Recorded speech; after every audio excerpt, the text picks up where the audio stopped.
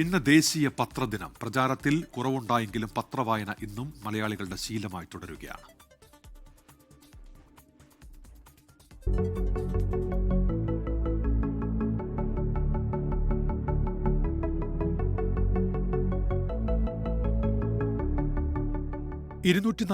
വർഷങ്ങൾക്ക് മുൻപ് 1780 ജനുവരി 29-നാണ് ഇന്ത്യയിലെ ആദ്യ പത്രമായ ഹിക്കീസ് ബംഗാൾ ഗസറ്റിന് തുടക്കമായത്.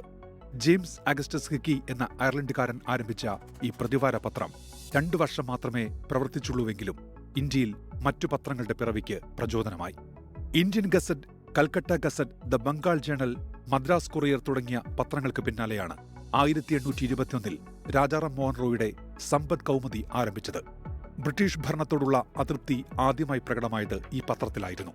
തുടർന്ന് മഹാത്മജിയുടെ പത്രാധിപത്യത്തിൽ ആരംഭിച്ച യങ് ഇന്ത്യയും നവജീവനും ഹരിജനും സാമൂഹ്യ വിഷയങ്ങൾ ചർച്ച ചെയ്തു.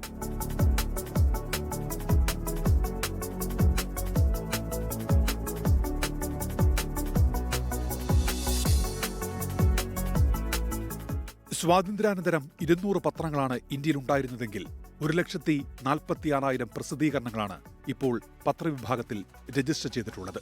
ടെലിവിഷന്റെയും ഡിജിറ്റൽ മാധ്യമങ്ങളുടെയും വരവ് പത്രങ്ങളുടെ പ്രചാരം വലിയ തോതിൽ ഇടിയുന്നതിന് കാരണമായിട്ടുണ്ട്. എന്നാലും വ്യാജ വാർത്തകൾക്കിടയിൽ കൃത്യവും പരിശോധിച്ചുറപ്പിച്ചതുമായ വാർത്തകൾ ജനങ്ങളിലെത്തിക്കാൻ പത്രങ്ങൾ വലിയ തോതിൽ സഹായിക്കുന്നുണ്ട്. Research desk 24.